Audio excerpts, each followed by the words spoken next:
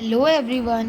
In this video, I am going to explain you this chapter number 2, Cats Sleep Anywhere, from book Celebrate Pearson Class 3. So, इस chapter में basically क्या है, ये poem दी हुई है. Read the poem to find out where cats like to sleep.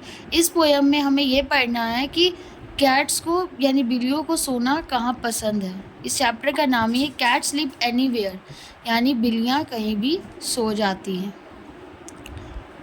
Cat sleep anywhere, any table, any chair. Cats कहीं भी सो जाती हैं, कहीं पे भी. एनीवेयर का मतलब एट एनी प्लेस, यानी कहीं पे भी. कभी टेबल पे, कभी चेयर पे, यानी टेबल यानी मेज और चेयर यानी कुर्सी.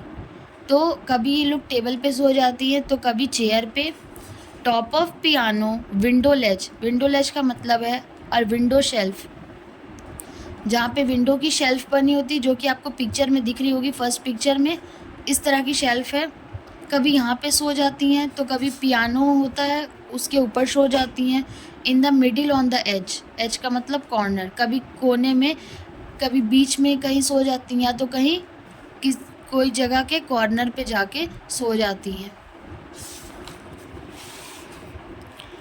Open drawer, empty shoe, anybody's lap will do.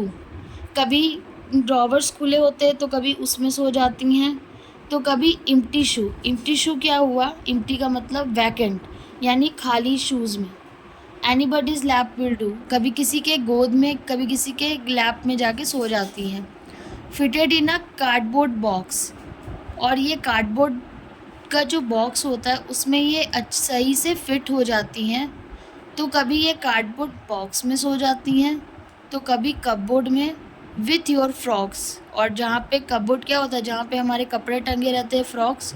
तो कभी हमारे कार्डबोर्ड में जाके सो जाती है, तो कभी कपबोर्ड में जहाँ पे हमारी फ्रॉक्स रहती हैं, हमारी फ्रॉक्स के साथ जाके ये सो जाती है. Anywhere they don't care, cat sleep anywhere.